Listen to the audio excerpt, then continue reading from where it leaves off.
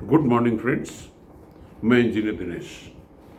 दोस्तों, हमारे मैकेनिकल के भाइयों ने अनुरोध किया है कि जो हम फिनिशिंग स्कूल ऑनलाइन चला रहे हैं उसमें मैकेनिकल पे कुछ लेक्चर और दिया जाए। तो चक्कर क्या है कि ये लेक्चर इतने लंबे होते जा रहे हैं कि मीडिया का इतना टाइम लेना, आप लोगों का समय लेना, थोड़ा मुझे ऐसा लग रहा है कि मैं आपको पीड़ा तो नहीं दे रहा हूँ। तो अभी हमने एक इक्वेशन की चर्चा की थी, हीट ट्रांसफ़र की। उस दिन मुझे जो इक्वेशन जल्दी जल्दी में बताया था उसमें थोड़ी सी गलतियाँ रह गई थी। गलती क्या है कि जो हीट फ्लो हो रहा है वो Q is the rate of heat flow, यानी कि कितना एनर्जी पर सेकंड में फ्लो हुई, इसको हम नाप रहे हैं। This is equal to K, which is the coefficient of thermal conductivity, into A. A is the area which is perpendicular to the direction of heat. तो ये देखिए, बात हो रही है कंडक्शन के थ्रू एक वाल से कितनी हीट ट्रांसफर होती है। तो A is the area through which the heat transfer is taking place, and this area is of course perpendicular to the direction of the heat flow.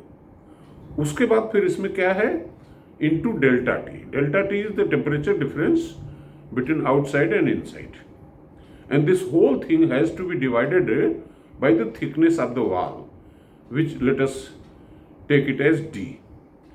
तो Q becomes equal to K into a into delta t, the whole thing divided by d. ये समझ लीजिए। अब Q जो है ये heat नहीं है बल्कि रेट ऑफ हीट फ्लो है।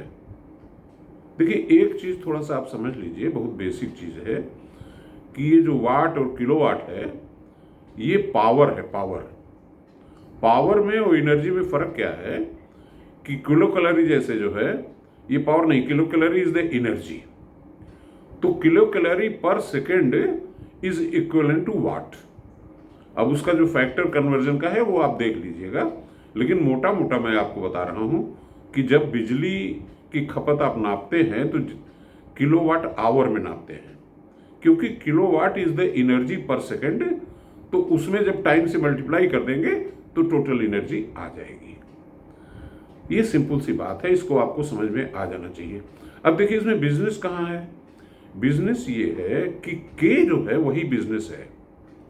ये जो थर्मल कंडक्टिविटी है, जब आप ईंटे की दीवार बनाते हो तो थर्मल कंडक्टिविटी अगर मान लीजिए ईंटे की एक है, तो जो इंसुलेटिंग मटेरियल हमारा होता है उसकी थर्मल कंडक्टिविटी समथिंग लाइक 0.02, 0.04, 0.06, 0.1, बहुत सारे इंसुलेटिंग मटेरियल हैं। और आप भी जान करके आश्चर्यचकित होंगे कि air is one of the best insulating material. अगर आप वैक्यूम कर दें तब तो कोई बात ही नहीं है। जो थर्मस फ्लास्क है उसमें चूंकि जो बीच में कैविटी होती है वाल के, वो वैक्यूम होता है उसमें, तो उसमें हीट पेनिट्रेट नहीं कर सकती, क्योंकि वैक्यूम का जो के वैल्यू है वो बहुत ही कम है।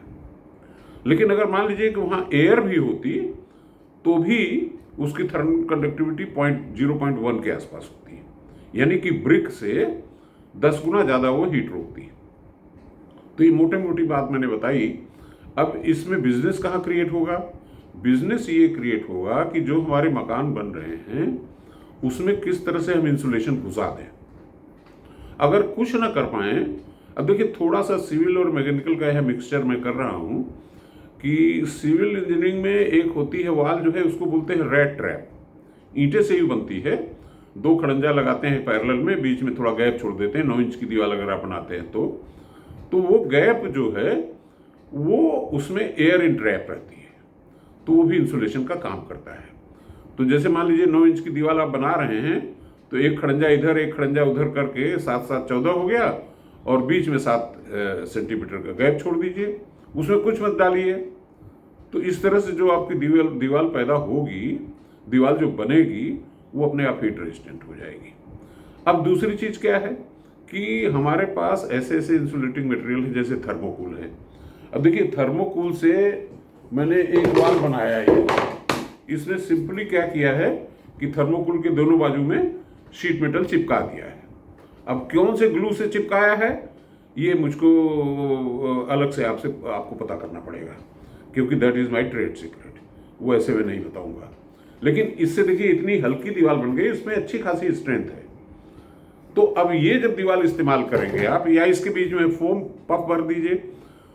रेफ्रिजरेटर को आप अगर देखें तो उसकी जो वाल्स होती हैं उसके अंदर एक फोम बनी होती है, उसको बोलते हैं पॉलीयूरेथेन फोम। उस फोम की वजह से जब बिजली चली जाती है तब भी अंदर वाली बोतल पानी की ठंडी रहती है काफ़ी देर तक, क्योंकि हीट का कंडक्शन वो फोम रोक देती है, क्योंकि उसका के वैल्यू 0.02 है। तो ये चीज़ें इस्तेमाल करके हम अपने घरों को ऐसा बना सकते हैं कि उसमें गर्मी अंदर आए ही ना। जब गर्मी अंदर कम आएगी तो नेचुरली आपको हीट ट्रांसफर, हीट कम पंप करना पड़ेगा। तो मेरे ख्याल से ये विषय को अब यहाँ क्लोज करते हैं। धन्यवाद।